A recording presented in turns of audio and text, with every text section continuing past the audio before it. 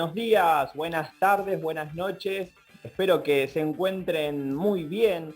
Estamos aquí iniciando un nuevo programa de Anormales, un nuevo capítulo, un nuevo episodio, ¿sí? Con mucha información, sobre todo contenidos, ¿no? Que es lo que nos gusta generar a nosotros a partir de entrevistas y a partir también de las diferentes columnas que ya son una marca registrada, se podría decir, de Anormales. Saben ustedes que tenemos 3 columnas dividida en cada uno de los programas que vamos lanzando una vez por semana. Por un lado, Género, a cargo de Jennifer Videla. Por otra parte, Curiosidades del Mundo, a cargo de Grillo. Lo tuvimos la semana pasada a Grillo hablando de este interés, más que interés, esta obsesión que tiene el boxeador Manny Pacquiao, ¿sí? De ser presidente de Filipinas. Nos estuvo contando un poquito la historia de Manny Pacquiao, así que ya lo pueden consultar en nuestras redes, y aprovecho a decirles que en YouTube y en Spotify nos pueden encontrar como A-Normales. Allí pueden encontrar todos nuestros programas, todos nuestros capítulos, y también obviamente estamos en Instagram, la red social por excelencia del momento. Allí nos encuentran como @normales_ok y pueden encontrar algunos de los recortes de los programas que fuimos haciendo desde septiembre del año pasado hasta esta fecha. Y obviamente tenemos una tercera columna, que es la que vamos a estar desarrollando hoy, a cargo de María Luján Gassman, comunicadora social con conocimientos en nutrición. Nos encanta tenerla y hoy la tenemos una vez más. ¿Cómo estás, Lu? Hola Fede, ¿cómo estás? Bueno, a todos un saludo grande y feliz de formar parte de este equipo, de aportar un granito de arena en lo que tiene que ver con el cambio de hábitos, mejorar la calidad de vida y un poco en consecuencia nuestra salud. Así que gracias por este espacio y nada, siempre contenta también de escuchar los otros columnistas, los otros programas. Yo no me acoto a escucharme simplemente a mí, al contrario te diría, me cuesta bastante, pese a la cantidad de años que hace que me dedico a la radio o a trabajar como comunicadora, pero bueno, me hace muy feliz esta propuesta. Bueno, me deja muy contento, la verdad que a nosotros también nos pone muy contentos que formes parte de Anormales. Dicho todos estos halagos y dicho también esto de que es una marca, más que una marca, es como una característica de Anormales, de que cada uno de los compañeros nos vamos apoyando mutuamente, ¿sí? De acuerdo a el día y el tipo de programa que tenemos que grabar. A veces, bueno, grabamos con Grillo, a veces con Lu, a veces con Jenny, y la verdad es que hay bastante compañerismo entre nos, así que eso obviamente también me pone muy contento. Me pone muy contento también de que ya hemos hecho el sorteo de las donas. Hemos sorteado media docena de donas grandes y media docena de donas chicas. Están a punto de ser entregadas a sus respectivos ganadores, a Nora de Lanús y a Julieta de Caseros, obviamente ambas localidades de la provincia de Buenos Aires. Las donas quedan en el conurbano bonaerense, así que nos alegramos también por justamente llevarle buenas noticias en cuanto a la materialidad, a la comida.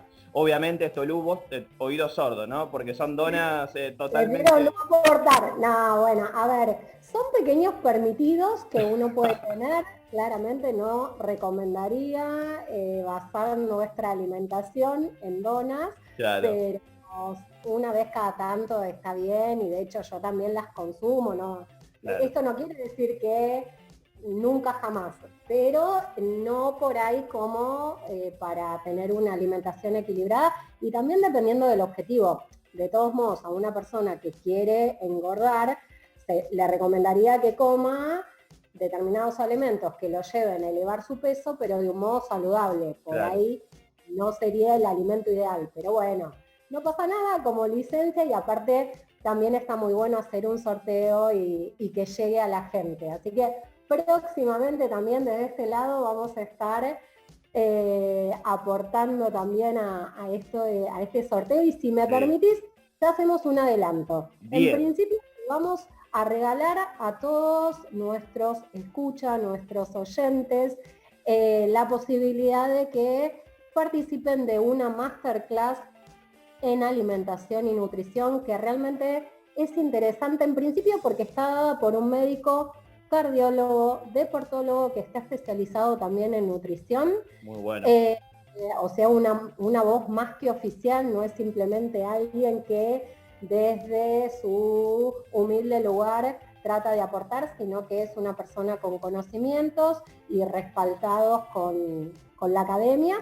Y realmente nos hace un recorrido a lo largo de 1 hora y media, dependiendo la cantidad de consultas que surgen, de dónde vienen nuestros hábitos, por qué basamos nuestra alimentación en determinadas comidas y demás. Así que es interesante. Todos aquellos que quieran participar de esta masterclass, obviamente de modo gratuito, lo pueden hacer, así que después, bueno, a través de los diferentes canales de comunicación iremos dejando más información.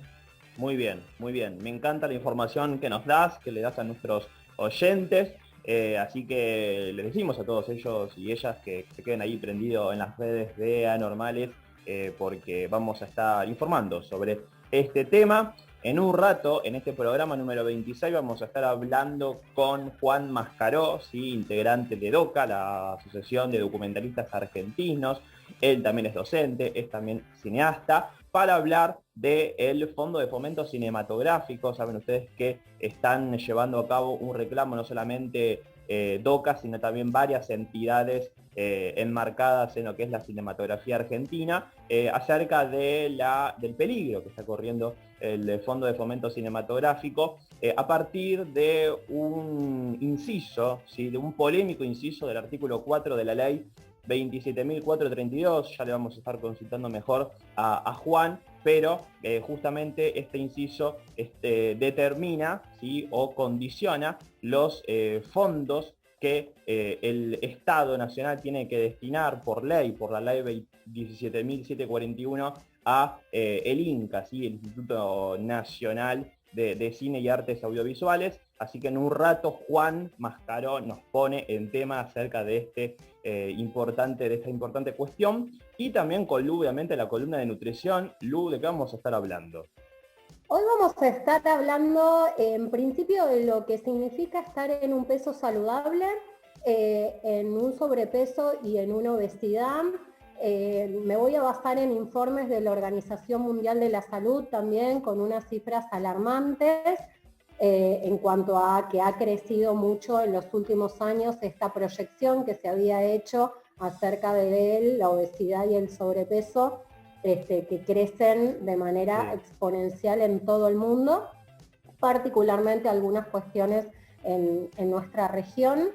Y también, bueno, el empezar a deconstruir lo que significa cada uno de estos conceptos, porque muchas veces también nos basamos con parámetros generales y no, hay que ser un poquito más específicos. Y después, claro, bueno, como para rematar, algunos tips y recomendaciones también para mejorar, como decimos siempre, esto no es estética, sino poder mejorar nuestra salud y por ende la calidad de nuestra vida. Y en consecuencia, sí, uno se empieza a ver estéticamente un poco mejor, y eso también repercute directa e indirectamente en nuestra autoestima, en cómo nos sentimos y cómo nos paramos frente al resto. Así que en definitiva también hay un tema con la estética, pero no central. Claro, claro. Bueno, aumentaremos entonces el volumen de nuestros dispositivos al escuchar Anormales, pero también, sobre todo, al escuchar a María Luján Gassman en su columna de nutrición acerca de obesidad y sobrepeso. Un tema muy, la verdad que muy interesante desde ya, y más, me imagino, una cuestión que capaz que se exacerbó en el último tiempo a raíz de la cuarentena, mucha gente parada físicamente, ¿no? A raíz de la cuarentena y estar encerrada en nuestras casas, lo cual me imagino también, hablo un poco desde la ignorancia, también repercutió eso en el peso, ¿no? de las personas. Totalmente, totalmente. El cambio de hábitos, el sedentarismo y, bueno, particularmente esta pandemia no ha ayudado para que estas cuestiones se reviertan, sino todo lo contrario, pero también tenemos ejemplos, menos, pero tenemos, de gente que en este contexto pudo bajar de peso, modelar el cuerpo y demás, y digamos, el contexto es el mismo para todo el mundo, solo que cambia, en principio también la relación que empezamos a tener con la comida, y bueno, obviamente esto de los hábitos y demás. Pero bueno, creo que lo importante es empezar a tomar conciencia, también entender cuáles son las fronteras y los riesgos que conlleva nuestra salud. Así que ya lo vamos a ir desarrollando. Bien, en un ratito entonces desandamos la columna de nutrición a cargo de María Luján Gasman.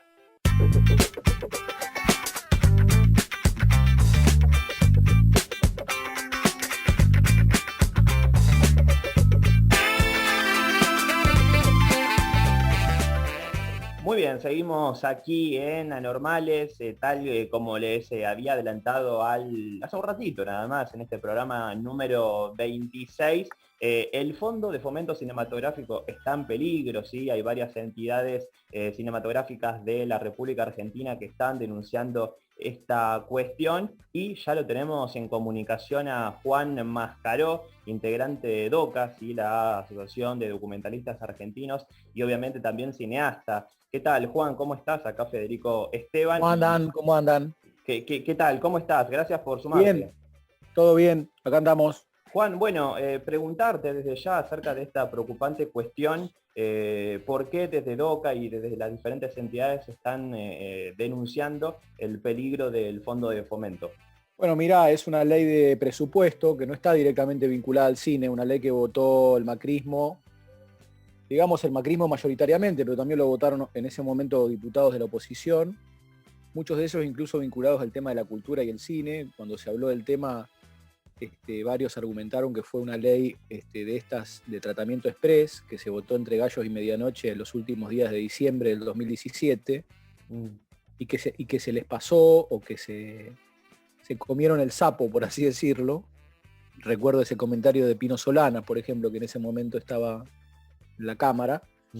Y tal es así que, bueno, ahora el tiempo apremia porque esa modificación de un artículo de la ley impositiva, lo que genera es que para fines del año que viene, en el 2022, dejen de direccionarse directamente al Fondo de Fomento 2 o 3 impuestos que son fundamentales y que lo integran en su mayoría, o sea, en un 80-90%, que son las entradas de cine, el 10% de las entradas de cine y el dinero del ENACOM, ¿no? De la recaudación vinculada a los canales de televisión, los derechos de televisación, etc. Esto, por supuesto, no solo podría generar la caída del Fondo de Fomento para el cine, sino de otros fondos vinculados a la cultura, ¿no? El de la música, el de la danza. De manera que es un problema transversal de todo el sector de la cultura que hay que solucionarlo. Habría que haberlo solucionado ya con algún proyecto de ley que tuvieron ya posibilidad de ser tratados el año pasado, pero no se impulsaron lo suficiente, no bajaron a tablas, no se aprobaron y por lo tanto no se convirtieron en ley, para que, digamos, se derogue ese artículo, quede sin efecto y el Fondo de Fomento continúe, por lo menos en esta instancia, de cómo es constituido y cómo se maneja el dinero, continúe como hoy, digamos. Lo que rige es la ley de cine del 94, que dice que se constituye el fondo con estos impuestos y que todos los días automáticamente el Tesoro Nacional gira al Instituto de Cine ese dinero, ¿no? Que es con lo que se hacen las películas y se fomenta el cine. Juan, me interesa, ¿cómo estás, Luján? Te saluda. Hola, Luján. Lo que me interesa es que nos cuentes brevemente qué es el Fondo de Fomento del Cine, en qué implica esta modificación y también qué gran ayuda significa para el cine nacional. Bueno, el fondo fue creado, como te decía, por la ley en los años 90. En principio, además de la creación del fondo, que es un artículo muy simple de la ley de cine que reglamenta el hecho de que esos impuestos se dirijan al Instituto de Cine directamente y el Instituto de Cine como institución los administre. Lo que rige también la forma en que se distribuye ese dinero para el cine son los distintos planes de fomento, que son reglamentaciones más coyunturales, por así decirle, que las pone cada gestión o a veces duran más que una gestión, pero no son determinadas por la ley de cine, sino por el instituto que emite, la última por ejemplo es del 2017, que la hizo la gestión de Caseta, y emite resoluciones vinculadas a la lógica con la cual se hacen las películas, se administra el dinero del cine. Por ejemplo, si se van a hacer películas grandes, medianas o pequeñas, si se van a hacer más documentales o ficciones o animaciones, si va a haber más o menos incentivo a los cineastas nuevos y nuevas, si va a haber una política federal o más centralizada en Buenos Aires. Bueno, se podrán imaginar que entre todas estas disyuntivas siempre la tesitura y la línea de los planes de fomento ha sido más bien conservadora en todos los sentidos, y entonces el cine adolece de una cantidad de políticas que le son necesarias, ¿no? Hoy. Esa es parte de la lucha nuestra. En este contexto también de cancelada la exhibición ya de por sí, independientemente de que llegue el momento de vencimiento, digamos, de este plan de fomento, también tenemos serias dificultades en el cine porque no hay exhibiciones, no hay tantos canales de claro, exposición y de ingreso de dinero. Claro, eso genera dos problemas. Uno, que no está ingresando dinero por las entradas de cine, lo que reduce el fondo de fomento este año, por ejemplo, y el año pasado. Otro segundo problema es que no se está grabando a las plataformas, que son una forma de emisión central hoy de las películas. El 90% del cine se ve allí, más allá de que sea cine norteamericano, europeo, asiático o argentino.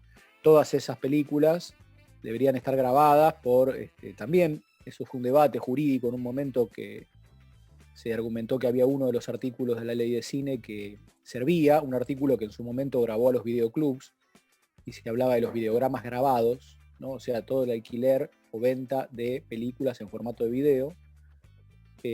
No se utilizó ese artículo en ese momento, y bueno, lo que se impulsa ahora es una nueva reglamentación o una modificación de la ley de cine que abra el panorama al aporte de las denominadas OTTs o plataformas, ¿no? Netflix, Disney, Amazon, etcétera. Encima cada vez más. No es que se empiece a acotar o concentrar solo, sino que empieza a haber más plataformas y uno debe abonar diferentes sistemas de pago.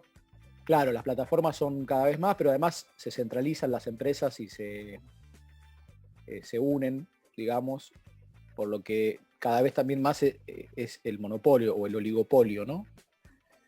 Y los precios son en dólares, etcétera. Bueno, hay una recaudación que es millonaria de esas plataformas en todos estos años, y la pandemia de alguna forma la disparó porque la gente dejó de ir al cine, claro, y ve las películas por ahí.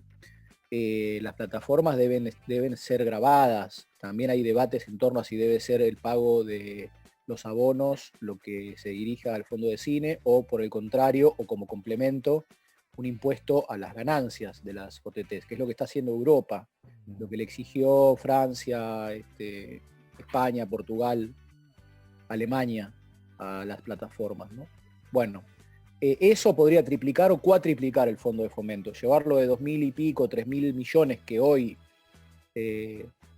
lo integran a 10.000 millones, por ejemplo, de pesos. Quiero decir que el fondo de fomento ha sido más o menos siempre el mismo desde los años 90, y la cantidad de cineastas y personas que hacen cine en la Argentina se ha multiplicado por lo menos por 10 desde esa época. Producto del impulso a la producción, producto de las escuelas de cine y los nuevos realizadores que han surgido, etcétera, ¿no? O sea, de las cinematografías provinciales, de las políticas de la televisión digital abierta en su momento. Todo eso ha multiplicado el cine que se hace. Entonces hoy es poco lo que hay para repartir, por así decirlo. Si a eso le sumamos proyectos de planes de fomento similares a los anteriores, como el que presentó ahora Luis Puenzo a la Asamblea Federal hace 10 días, donde las líneas de fomento son caras, entre comillas, o sea, son formas de fomento a películas muy costosas, de 100 millones de pesos, por ejemplo, cuando un documental de vía digital hoy se hace con 3 millones, por ejemplo. Lo que da esa cuenta, ese cruce, digamos, poco dinero en el fondo, películas muy caras, es igual a pocas películas, o sea, poco cine muy costoso, ¿no? Que es un poco el sueño de la industria concentrada en nuestro país. lo que había dicho en su momento Lombardi, uno de los pocos que se animó a verbalizar semejante cosa, de que debían hacerse no más de 10 o 15 películas por año en la Argentina y el resto es Hollywood, ¿no? De acuerdo, claro. Entonces, por lo que nos comentás, Juan, todo ese crecimiento enorme de tanto las personas que trabajan en la industria como las producciones que se vienen realizando desde los años 90, no fue acompañada de el presupuesto adecuado enmarcado en el fondo de fomento. Sí, hay varios aspectos ahí que reducen el dinero que se está invirtiendo en el cine. Uno es, sí, digamos, la reducción del fondo de fomento por la falta de recaudación, pero también la subejecución de dinero. Por ejemplo, ahora se está intentando hacer aprobar un balance, que son los números del 2020, o sea, lo invertido, las deudas, lo pendiente, ¿no? Que tiene una subejecución de 600 millones de pesos. De esos 2.500 o 3.000 millones que integran el fondo, o la parte destinada al fomento del fondo, hay una cuarta parte que no se utilizó, ¿no? O sea, está en una cuenta en el banco, claro, el Inca lo pone en un balance y le pide a la Asamblea Federal que apruebe esos números. Ese dinero es parte del fomento, no se utilizó en uno de los peores años, digamos, de la pandemia. Claro, cuanto más se necesitaba. Cuando más se necesitaba. Y bueno, además existe ahí un incumplimiento de la ley de cine que obliga a que por lo menos el 50% del presupuesto sea utilizado en el fomento y en los créditos a películas, ¿no? Claro. Entonces, hay una política también deliberada de invertir poco, de subejecutar, y hay también una falta de muñeca política, por así decirlo, de gestión, para poder negociar el ingreso de nuevos fondos al fondo de fomento, como el tema del impuesto a las plataformas, ¿verdad? Todo esto con un panorama que por supuesto que a nosotros nos preocupa. Si además le sumás que en un año te podés quedar directamente sin el fondo de fomento, claro, por esta ley modificatoria de los impuestos, bueno, es realmente un panorama que nos mueve a estar en alerta y a movilizarnos rápidamente, digamos, a tratar de informar a la comunidad, pensar alguna movilización incluso presencial cuando afloje un poco el tema de la pandemia y la calle sea un escenario posible, digamos, movilizar al Congreso. Bueno, todas estas son opciones para este año que nosotros, por lo menos desde los documentalistas, vemos, ¿no? Claro, esta falta de muñeca política que vos nos comentás acerca de, bueno, la falta de iniciativa, ¿no? Por parte, al fin y al cabo, del Poder Ejecutivo, de impulsar la producción nacional y ejecutar los fondos que se encuentran en el fondo justamente de fomento de cine, no se reduce a un espacio político determinado, ¿no? A pesar de que, bueno, por diciembre de 2017, quien gobernaba era Juntos por el Cambio. Después también hay como cierta responsabilidad política de los diferentes sectores o de los diferentes partidos políticos. Bueno, mirá, sí, hay una diferencia. El macrismo tuvo un proyecto devastador. O sea, durante los 4 años en primer término de Caseta, que era un CEO de Patagonic, de la gran productora de Suar, compañía, Canal 13. Sí. Y luego de Ralph Hayek, que era un tipo que venía del cable, y de hacer cine erótico, pornográfico. Es un dato que mueve a la risa por ahí o a la perspicacia, pero es real, que son sus antecedentes, digamos. Esta gente a lo largo de 4 años en el Inca tuvo un proyecto claro de devastación, de terminar con el cine independiente, por ejemplo, de eliminar los comités documentales para que no se filmaran más películas, etc. Eso fue muy claro y en una línea, se enfrentó con movilización, con mucha lucha esos años, con un frente que se generó de unidad, con un montón de asociaciones vinculadas al cine, no solo de documental, sino de ficción.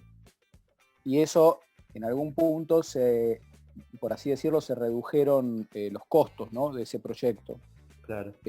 O se impidió, o se frenó, o se pospuso, etc. Bueno, luego vino el cambio de gestión, vino Puenzo, vino el Frente de Todos, que es un espacio en términos políticos también amplio, digamos, múltiple, diverso.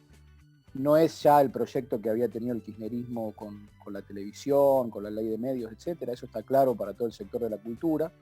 Pero bueno, es verdad que hay mucha gente que tiene dentro del cine militancia, dentro del peronismo, o dentro del kirchnerismo, o de sectores culturales afines, que generaron una gran expectativa en la gestión nueva, ¿no?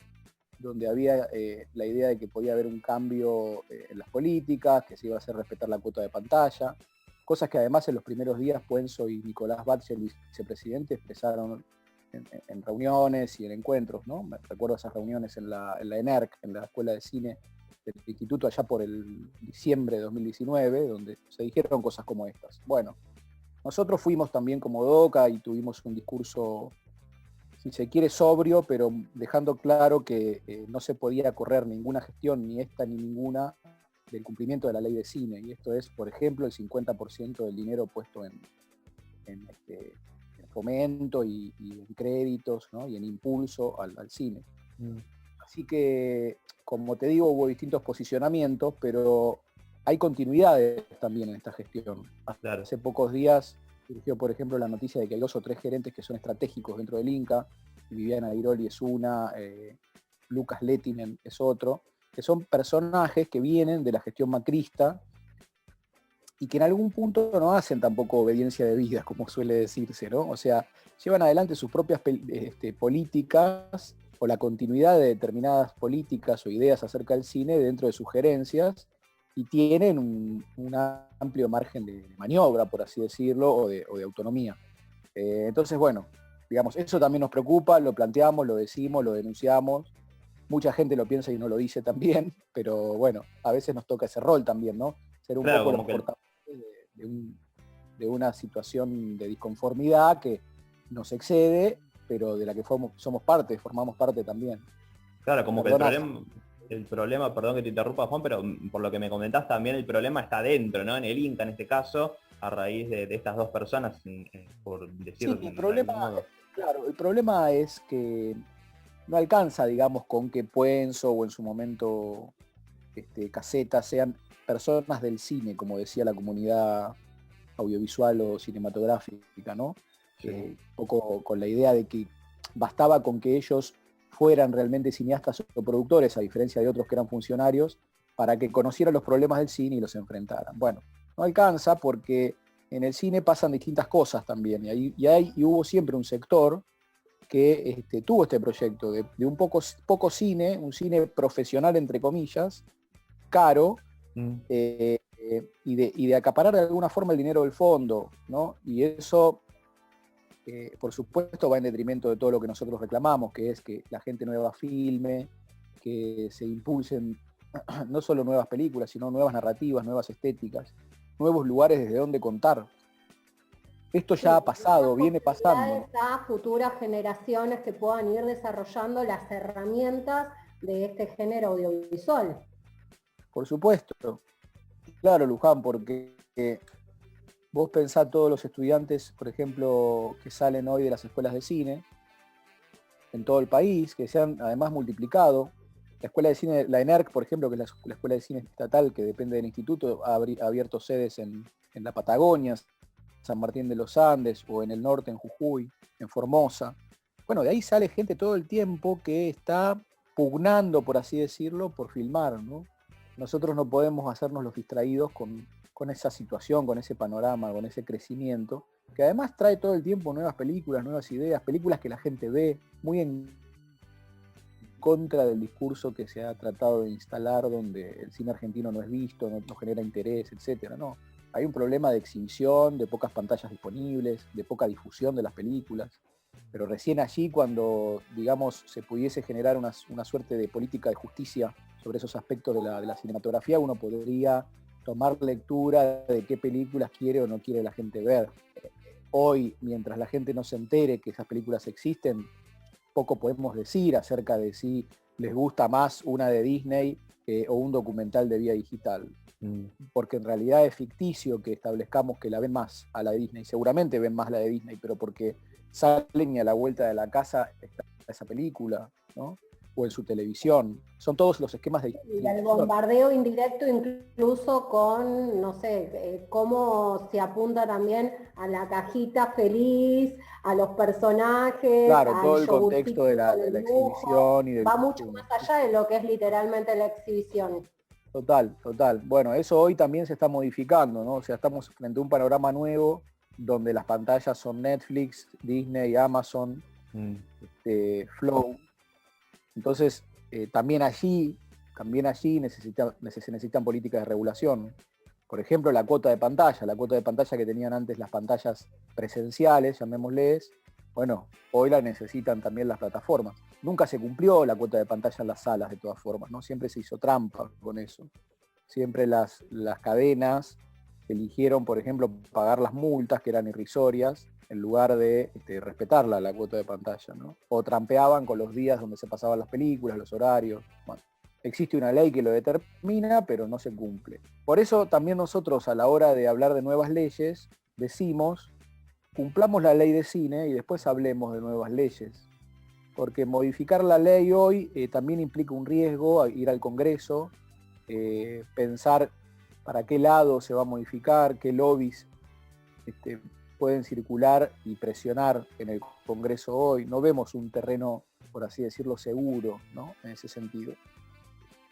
Sería mucho más simple operar, si se quiere, quirúrgicamente sobre 2 o 3 artículos, el que habilita el aporte de las OTTs, el que elimina la caducidad del fondo de fomento, el que pone una cuota de pantalla, por ejemplo, para las plataformas, y entonces con la misma ley... El contexto tampoco no ayuda, porque hoy en día con cuarentena o restricciones mediantes no se puede movilizar la gente reclamando que se cumplan o se hagan efectivos estos incisos de la ley.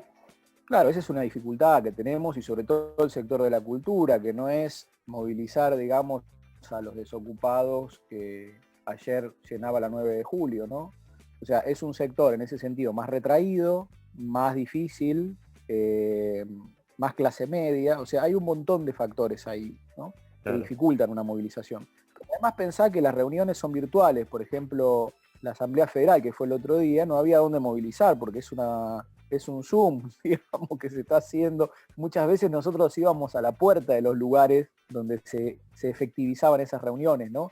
La Asamblea Federal, el Consejo Asesor, que está sin nombrar hace un año. Bueno, son tiempos difíciles, por supuesto, y no somos los únicos, además, que tenemos reclamos. Juan, antes de ir despidiéndote de esta linda charla que estamos teniendo, te quería hacer una nueva consulta acerca de justamente cómo va a ser el día después, ¿no? Del fin, finalmente, de las restricciones. Las películas van a seguir siendo estrenadas en las diferentes salas de cine, o crees que se va a mantener en algún punto este nuevo formato de que las películas se estrenen mediante las distintas plataformas de streaming que conocemos? Sí, ya está pasando. Ya están pasando las dos cosas. O sea, nosotros ayer, por ejemplo, viernes, un compañero, Juan Lepore, estrenó su película La Vuelta al Campo, documental de vida digital, en el Gomón, en una de las salas, la sala 3, si no me equivoco, con un aforo de 30%. Ya son salas pequeñas esas, o sea, de 70 localidades, creo. Y por lo tanto habrán ido 30 personas, 40, y ese es el público que puede circular hoy en una sala cerrada como la del Gomón, ¿no? Que está regida en este caso por el decreto que habilita las actividades culturales en Cava, en la ciudad de Buenos Aires. Claro. También en el conurbano han abierto algunas salas, tengo entendido, o por lo menos en el interior de la provincia de Buenos Aires. No sé si en el conurbano, creo que no, por la cantidad de casos que hay, pero en Mar del Plata, en Bahía Blanca. Bueno, nada, eso es la reglamentación que hace que la sala abra. De ahí a que la gente vaya al cine, bueno, claro, es un hábito que se ha interrumpido. Hay mucho temor todavía también porque es un ámbito cerrado, ¿no? Vamos, creo que en ese sentido no podemos ser fanáticos y pedir ya que la gente, por lo menos nosotros, no estamos pidiendo la urgencia de que las salas ya abran y vaya todo el mundo al cine, que además no es una decisión que se pueda tomar burocráticamente, es la decisión de la gente de ir o no ir a una sala.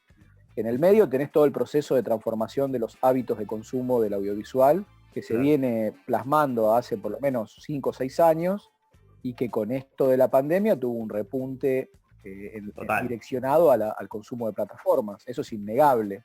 La gente ya está viendo los estrenos de las majors, los tanques que se le llama, en las plataformas. O sea, Disney está estrenando sus películas en plataforma, Netflix lo mismo, etc.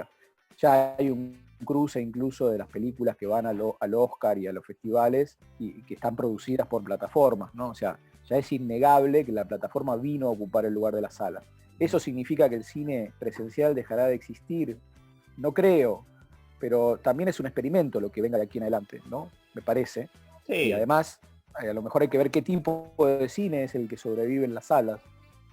Nosotros sí. pensamos, por ejemplo, que tal vez ese cine que estaba muy desplazado de las salas, el cine que estaba muy desplazado de las salas, empieza a funcionar como un cineforo posible, el cine independiente, de autor, etcétera, de documental, como un cineforo que, bueno, que puede ocupar ese lugar tal vez, porque reclama la presencia de los espectadores en el lugar. Estoy hablando, por supuesto, de algo que puede ocurrir más adelante, ¿no? Este año o el año que viene. Nosotros, de hecho, tenemos un proyecto ahí para un circuito de cineforo en la provincia de Buenos Aires, aprovechando todo un circuito de salas que se ha abierto en experiencias de proyecciones de documentales, que no son solo salas comerciales, sino las sedes de universidades, sindicatos, locales, centros culturales, ¿no? Y donde el cine podría circular, podría vender entradas incluso, o entregar entradas, a veces gratis, a veces con bajo coste, y también que esos números funcionen para la taquilla, o sea que a la hora de decir tal película tuvo tantos espectadores, figuren en el sistema de registros del Instituto de Cine como películas exhibidas, ¿no? Y estrenadas. Eso son cosas muy importantes que justamente por ahí el sector más concentrado del cine no lo ve, pero los y las realizadores nuevos y nuevas están muy pendientes de estas cuestiones, ¿no? Que la película pueda verse, que se vea, que haya una devolución de los espectadores, etcétera. Bueno, ese para nosotros es el panorama. Y por eso decimos que hay que regular también esa actividad, ¿no? Que hay que generar una cuota de pantalla en las plataformas, exhibir las películas. Hay experiencias que son notables, ¿no? Con mucho público viendo funciones en las plataformas o en la televisión misma, en Canal Encuentro, en la TV pública. También es verdad que hay un artículo de la ley de medios que ha sido derogado por el macrismo, entre los 3 o 4 artículos que se derogaron allá por diciembre cuando asumió Macri. Uno fue, recuerdan, el de la desinversión, Sí, terrible. que fue lo que permitió que Clarín no tuviera que asumir, digamos, ese costo, entre comillas. Y otro muy importante para nosotros, para el cine, fue el que obligaba a los canales de televisión pública y los canales federales a una cuota de pantalla del cine argentino, o sea, a proyectar una cantidad de películas argentinas. Eso ya dejó de ser obligatorio.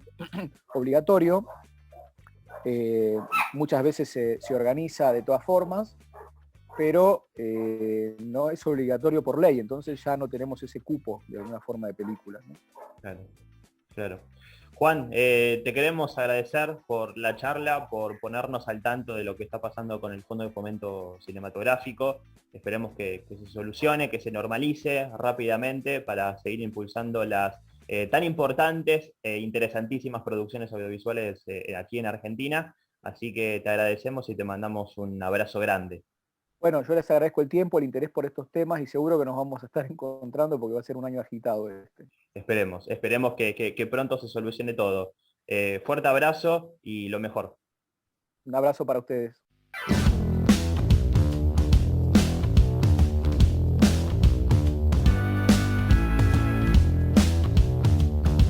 Muy bien, seguimos aquí en Anormales, en el capítulo número 26 ya de el proyecto que estamos haciendo actualmente con Lu, con Grillo, con Jenny, también con Nair, que de vez en cuando se suma. Así que le mandamos un cariño a todos ellos y también a todos los que nos están escuchando. Estamos en Instagram, sí, saben ustedes que somos @normales_ok para poder seguirnos y para poder escuchar todos los contenidos que vamos generando programa tras programa. Y ahora sí, como habíamos adelantado al principio de este programa, el número 26, la tenemos a Lu, quien nos va a contar un nuevo tema, una nueva columna de nutrición.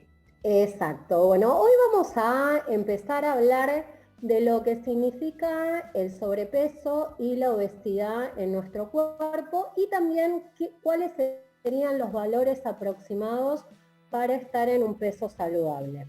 Bien. A mí me llamó mucho la atención, haciendo la previa de esta columna, que me gusta tener el material presente y demás, entre otras cosas porque, como aclaramos siempre, yo soy periodista, licenciada en comunicación, pero no soy nutricionista. Previa sin Si alcohol. bien tengo muchos conocimientos en la materia, porque estoy en un proceso proceso de cambio en mi vida, porque estoy trabajando con un equipo de gente que sabe del tema y porque me capacito permanentemente. Bueno, la realidad es que me gusta acercarme al material, tener algunas fuentes para referenciarme, etcétera, etcétera.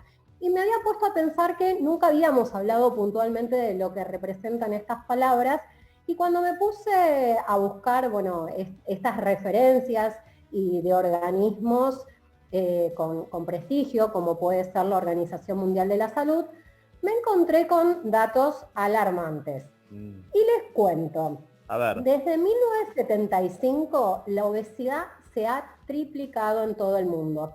Y se había hecho una proyección de que para el 2050 aproximadamente iba a haber tanta cantidad de gente con sobrepeso y obesidad, y claramente todo eso se ha adelantado muchísimo.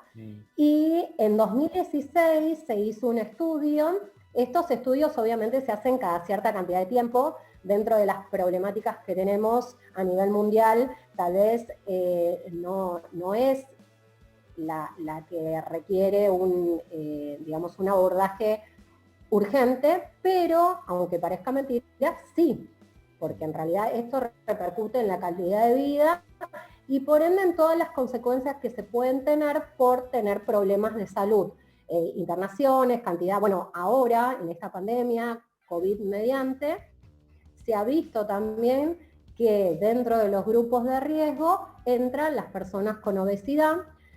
Por el solo hecho de tener obesidad, por ahí no tienen ninguna otra enfermedad preexistente en lo inmediato, pero sí por el tema de tener una obesidad. Entonces, fíjense lo importante que es poder llegar a tener parámetros un poco más saludables para nuestro cuerpo. Y bueno, este informe del año 2016 dice que el 39% de las personas adultas mayores de 18 años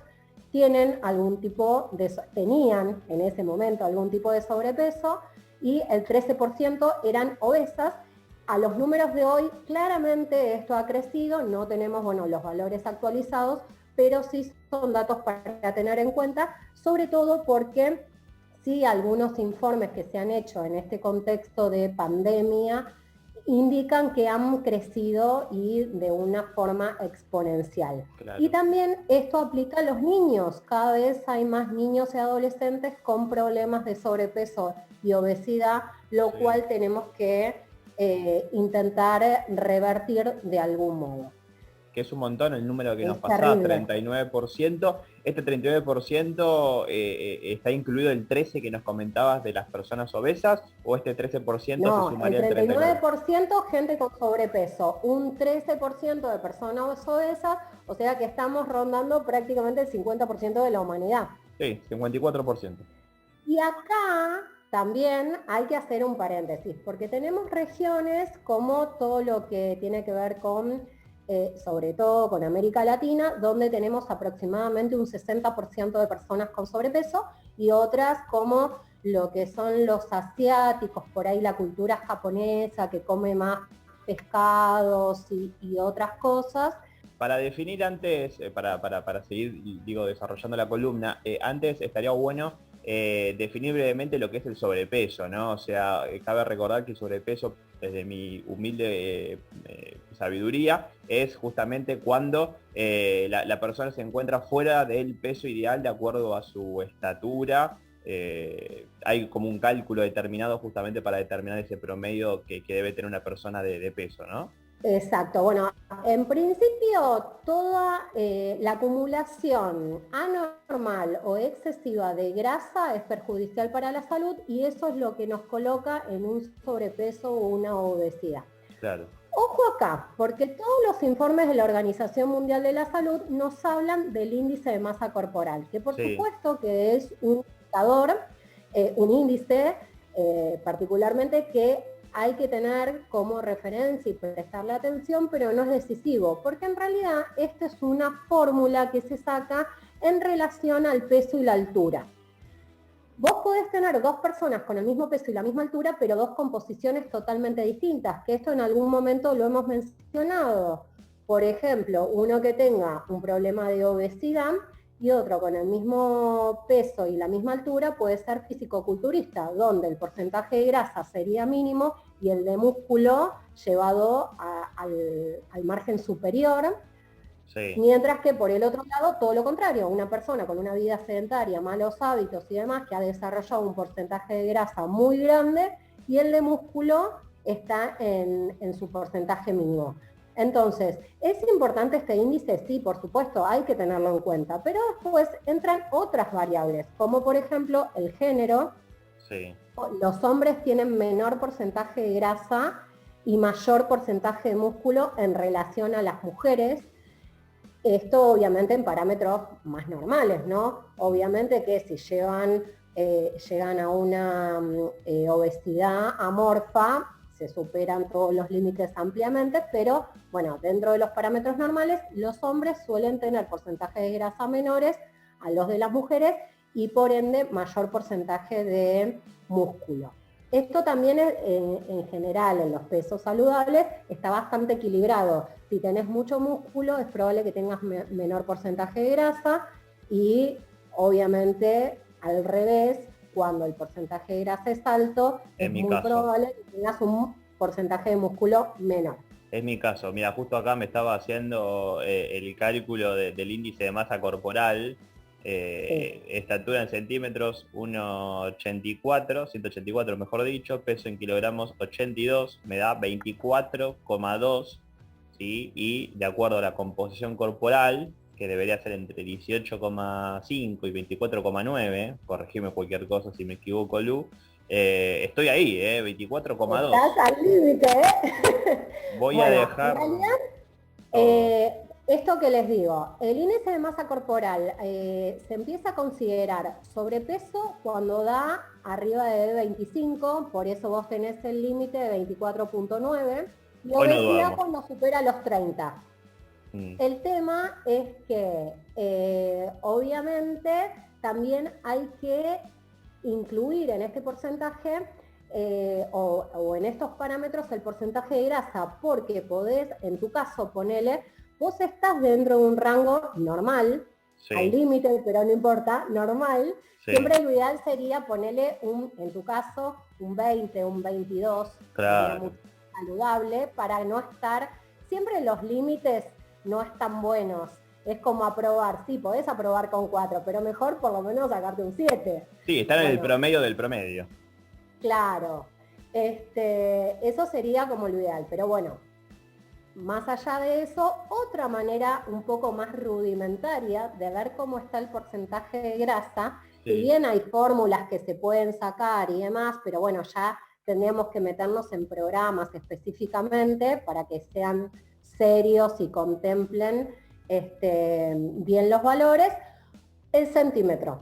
Si vos tu circunferencia de cintura a la altura del ombligo te la medís y te da, en el caso de los hombres, más de 102 y en el caso de las mujeres, más de 88, sí, ahí es una señal de peligro. Tenemos que empezar a prestar atención, porque la grasa visceral, que es esta, que está en la zona abdominal y bueno, en todo el contorno de nuestro cuerpo, es muy peligrosa porque no solo es grasa que está entre la piel y el músculo, sino que empieza a recubrir los órganos y obviamente es la que tapa las arterias y nos lleva a tener otros problemas en la salud. Así que, claro, ojo a prestar atención con esta cuestión y cuando puedan acudir a un centímetro. Y acá es donde te digo, hay mucha gente que por ahí en apariencia física está saludable, o en peso, no sé tu caso, te pesas y pesas 82, que se puede considerar un rango saludable, sobre todo porque sos muy alto. No sabía que eras tan alto, Fede. Soy muy alto, sí, la gente no parece porque capaz que a veces camino lamentablemente encorvado, trato de caminar de hecho, pero a veces como soy tan alto que me pesan los hombros, por decirlo de alguna manera, y sí, me mido 1,84, y vos sabés, Lu, que bien para relacionar con todo lo que venías diciendo, el año pasado, sobre todo en medio de la cuarentena, aumenté bastante de peso. De hecho, la otra vez me pesé, creo que esto te lo comenté en algún momento, pero La otra vez me pesé y cuando vi el número no lo podía creer. Yo, para todos aquellos que no me conocen, históricamente fui una persona muy delgada y más todavía cuando comencé a hacer la dieta libre de gluten debido, bueno, a mi condición de celíaco. Cuestión que cuando me pesé, yo venía pesando entre 70 y 73 kilos. Cuando me peso, veo el número de 82 kilos y la verdad que fue muy impactante, fuera de joda, porque no pensé que había aumentado tanto. Me sentí un poco más pesado, pero bien, ¿viste? Porque al ser muy delgado, yo siempre tuve, digamos, iba a decir sueño, pero no es un sueño esto, pero había tenido como la pretensión, el objetivo de tener un par de kilos de más, justamente para verme mejor, ¿viste? Físicamente. Claro. Pero llegar a Lo que hay que 82 kilos... considerar es si engordaste en grasa o en músculo, porque si fue desarrollo muscular no vas a sentir tanto este peso, porque en definitiva te va a ayudar a como mantener mejor tu estructura ósea. Claro. Convengamos que vos y yo tenemos la misma cantidad de huesos y la misma distribución de esos huesos.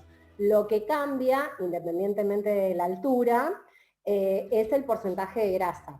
Entonces, si vos pudiste desarrollar en esos kilos de más músculo, está perfecto. El tema es que si eso fue consecuencia de grasa. Por eso la primera sugerencia sería que te midas con el centímetro, y si no se tiene centímetros en casa, no pasa nada, se puede medir con un lazo, con una regla, con un hilo, con una regla, no, con un cinturón. Una regla flexible. Lo que iba a decir es esto, con un lazo, con un cinturón o con un hilo, y después llevarlo. Si hay cinta métrica, a la cinta métrica, ya sea esa que es de metal, sí, o la de madera, y si no se tiene, una regla y se va... Claro, vas midiendo. La cantidad de medidas, no sé, regla de 30, de 40, de 50 centímetros, lo que sea, se va sumando la cantidad de centímetros que corresponde. Y ahí, si te da más de 102, es un problema, y en el caso de las mujeres, más de 88. Después todo lo que esté por debajo, obviamente mejor. No hace falta llegar a ser 90, 60, 90, como decimos siempre, salvo que sea tu objetivo. También podrías, como hombre, sería una cintura muy pequeña, pero podrías llegar. Pero bueno, fundamentalmente estar siempre de parámetros saludables, y cuanto más a la mitad puedas estar, mejor todavía. Mitad de... Y ponele esto, el 102 es el límite, no vayas al 60, pero lo ideal sería un 80. Ok. ¿Cómo podemos hacer para reducir este sobrepeso o esta obesidad? Bueno, si hay obesidad, en principio llevarle un sobrepeso y de ahí claramente llegar a un peso saludable. Así como no subimos de la noche al día, tampoco podemos pretender el descenso de esa manera, porque no sería saludable, y porque muchas veces lo que sucede es la gente se empieza a deshidratar, empieza a tener periodos de ayuno muy largos, y lo que repercute es en una bajada muy abrupta de peso, pero ¿qué es lo que se pierde? El músculo en muchas ocasiones, y no el porcentaje de grasa, así que volvemos a que eso no es saludable. Lo ideal es hacerlo progresivo, sostenido en el tiempo, por eso en mi caso no recomiendo las dietas, sino un cambio de hábitos que se pueda sostener a lo largo de mucho tiempo y que empiece a ser parte de nuestra vida, claro, y por ende mejorar nuestra calidad de vida. Entonces, de obesidad pasar a sobrepeso, y ahí un peso saludable. Obviamente, el poder tener platos equilibrados, el poder también estar mentalizados de cómo nos queremos ver, dejar de pensar tanto en aquello que no queremos y empezar a focalizarnos en lo que sí. Esto que hablábamos con Laura Charante. ¿Cómo? Esto que hablábamos con Laura Charante de hacer consciente nuestros hábitos, lo que ingerimos y también, bueno, qué queremos alcanzar, qué objetivos pretendemos cumplir. Totalmente. Concentrarnos en lo positivo y en aquello también que esté a nuestro alcance. Entonces, en principio, hacernos conscientes de eso, empezar a tomar las decisiones correctas, empezar a equilibrar los platos. tomar mayor cantidad de agua, como decimos siempre, 1 litro de agua cada 25 kilos de peso. Esto aplica para todos, incluso para los niños. Y si redondeamos para arriba en vez de para abajo, mejor todavía, porque, digamos, en mi caso, yo no debería tomar 3 litros de agua por el peso que tengo, debería ser mucho menos. Pero la verdad es que estoy acostumbrada. Por ahí ahora que empiezan los días fríos tomo un poquito menos, pero estoy acostumbrada y en verano puedo tomar y no pasa nada. Es preferible que tome 3 a que tome 2. Luis, Porque por mi peso yo debería tomar 2 litros y medio, ponele. ¿mantenés esa constancia de 3 litros por día? Y igual a mí, confieso, me encanta el agua. ¿Y Desde siempre. contanos un poco, cómo haces, digamos, siempre tenés una botellita de agua a tu lado para tomarla? Sí, ahora digamos ya no necesito controlar tanto porque lo tengo sumamente incorporado, pero al principio era marcar botellas en a mí me gusta el agua fría, que a veces la cultura oriental dice que no es recomendable, que más bien un agua natural o templada. Bueno, a mí me gusta el agua fría en invierno, en verano. Tiene que hacer mucho frío para que no tenga ganas de tomar agua fría y por ahí elija agua natural, pero bueno. Al principio sí marcaba X cantidad de botellas y hasta que no las terminaba no las recargaba, porque esa también es otra, después perdés referencia. Claro. Entonces me bajo 1 litro, 700, lo que sea que tenga la botella y después la recargo. Y empezar a contar cuántas botellas te corresponde. También, en mi caso, cuando yo empecé con todo este cambio de hábitos, tenía unos kilos de más, con lo cual el agua que necesitaba era mayor. Y la verdad es que después me quedó el hábito. También, bueno, en otra oportunidad lo hablamos, el mate, las infusiones, ¿cuentan? No. Si no toman nada de líquido, lo podemos hacer contar. Lo que pasa es que es como bañarse con un agua turbia. ¿Te estás bañando? Sí. ¿Estás quedando 100% limpio? Lo dejo a tu criterio. Claro. Entonces, bueno, ahí, digamos, son como pequeños engaños que nos hacemos. Insisto, si te cuesta mucho, lo podemos sumar, pero la idea es, yo contemplo los 3 litros de agua sola y después lo que es mate. Bien. Pero, y hoy en día tenemos un montón, tenemos aplicaciones, nos ponemos alarmas en el celular, o sea, tenemos un montón de recursos. Antes era difícil, cuando no teníamos tanta tecnología, cuando por ahí, no sé, me imagino la gente que trabaja en el campo, o está en lugares o en atención al público y demás, que no podés estar yendo y viniendo al baño todo el tiempo, por un lado, y cargándote una botellita o un vaso de agua. Pero hoy en día que estamos en casa, este es un buen hábito para incorporar, porque de última no vamos con el celu al baño, qué sé yo. Tampoco vamos a estar tanto tiempo, pero bueno. Totalmente. Sí, el hábito de las alarmas es bastante común. Yo, por ejemplo, tengo una compañía de trabajo que se pone alarmas no para tomar agua, sino para comer fruta. Entonces, a las 11 de la mañana le suena la alarma y se clava una banana, una manzana, una mandarina. Cuando peló una mandarina, inundó toda la oficina de olor a mandarina. La verdad que muy particular el olor. Pero bien por ella que respeta ese hábito. Y también es un hábito, el tema de la alarma, para quizás al principio, ¿no? Ayudar a cumplir y a respetar esos hábitos, y después cuando ya definitivamente lo tenés automatizado, no hace falta, ¿no? Pero la verdad que la práctica esa de ponerse la alarma, obviamente es recontra mega archi buena. Y aprender acerca de la lectura de etiquetas, porque muchas veces aparecen las grasas y el azúcar fundamentalmente, disfrazado en otros alimentos que no tenemos ni idea lo que son. Y acá viene la sección Luji Tips. Tengan en cuenta que hay un montón de veces que en los productos aparece el azúcar con otros nombres que no sabemos lo que son. Por ejemplo, la sacarosa, la fructuosa, que es el azúcar de la fruta. Muchas veces la gente dice, no, bueno, pero yo tomo mucho jugo de fruta. Bueno, es preferible que coman la fruta. En principio porque nos va a dar más saciedad, pero además porque va a aportar fibra, que eso está en el caso de la naranja, por ejemplo, está en el ollejo, que en general cuando hacemos fruta es la parte que desechamos, cuando hacemos jugo, perdón. Entonces, pequeños ajustes que van a marcar la diferencia, y además si vos te exprimís para tomarte un jugo, capaz que te tenés que exprimir 3 o 4 naranjas, mientras que si te comes la fruta, es difícil que comas más de 2. Claro, entiendo. Entonces ahí estamos bajando también la cantidad de calorías. Es muy buen tip ese.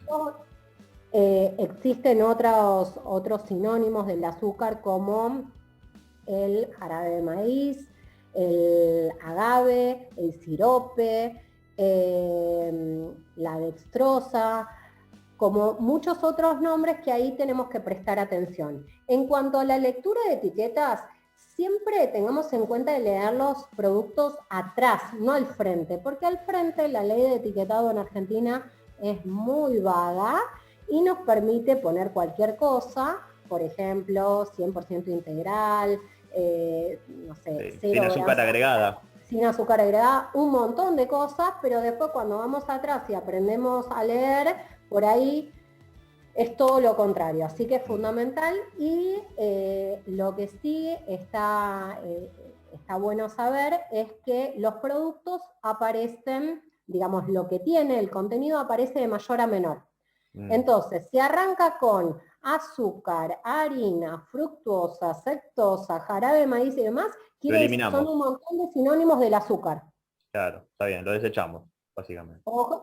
No, bueno, si querés comelo, pero tomá conciencia de todo lo que tiene. Así que bueno, alguno de los tips del día de hoy ampliaremos a futuro con más y obviamente todos aquellos que nos escuchen y que tengan ganas de tratar un tema en particular, nos lo pueden estar pidiendo a través de...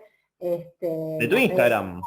¿Cómo es tu Instagram? Bueno, en mi Instagram puntualmente, obvio, me encuentran como M. Luján Coach. Muy fácil. Obviamente ahí pueden mandarme preguntas, consultas, seguirme y demás. La idea es ser una influencia positiva en la gente, pero sí, bueno, también a través de las redes de Anormales nos pueden pedir si les interesa algún tema en particular o si quieren más tips, recomendaciones. En algún momento tal vez recetas, ¿por qué no? ¿Por qué no? Para compartir, estaría bueno sumar. Así que, bueno, y para cerrar el programa de hoy, vamos a estar invitando a todos aquellos que estén interesados a recibir información nutricional y de alimentación en una masterclass que se va a estar desarrollando, así que nos escriban tanto a mi cuenta como a la cuenta de Anormales en Instagram para que puedan recibir más información y participar de esta masterclass. Interesantísima la masterclass entonces que promociona acá María Luján, se podría decir nuestra Instagramer, ¿sí? La Instagramer de Anormales con más de 6.000 seguidores, ¿no? En Instagram. Sí, no estoy actualizada el número, pero sí. Bueno, por ahí anda, entre seguro. Sí.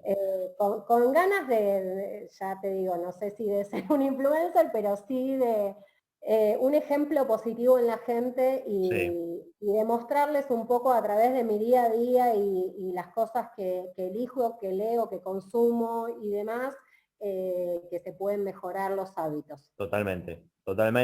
Ahí entonces la teníamos a Lu, que no manda fruta en su columna, pero recomienda comer frutas y que nos nutre de conocimientos acerca del mundo de la nutrición saludable. Gracias, Lu, una vez más por tu dedicación en esta columna tan interesante. Un placer ser parte del equipo y bueno, abierta acá a todas las sugerencias y comentarios que hagan.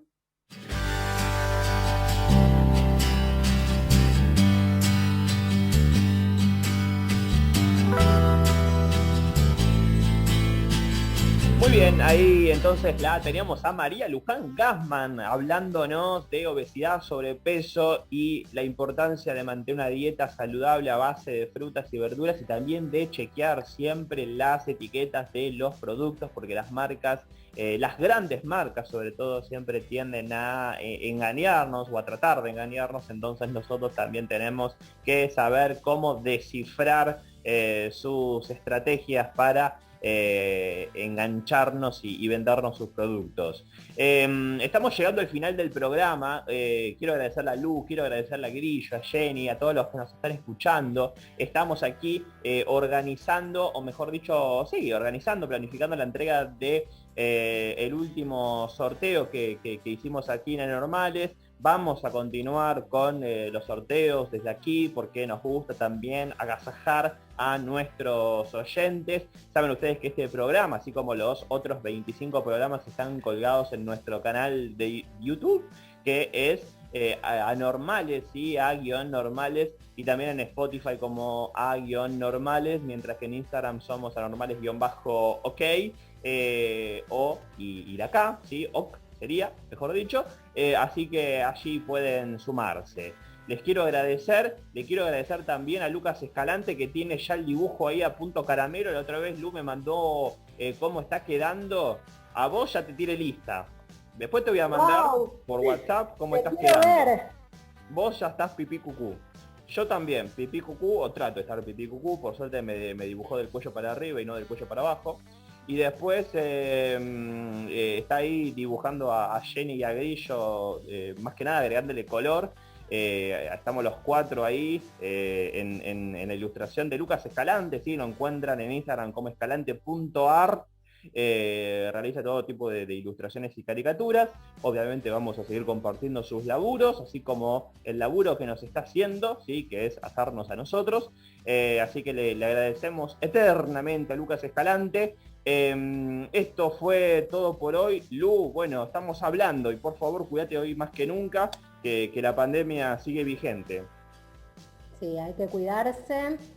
Tenemos gente allegada que le estuvo pasando mal, así que a cuidarse mucho, gente, y ojalá que en breve, vacuna mediante, esto sea tan solo una anécdota en nuestra vida. Así es, así es. Estamos entonces hablando tanto contigo como con Grillo y Jenny para el próximo programa de Anormales, que nos encanta hacer con mucha dedicación y esfuerzo. Así que bueno, tengan la mejor semana posible y nos reencontramos en el próximo capítulo, el número 27 de Anormales. Chau, chau.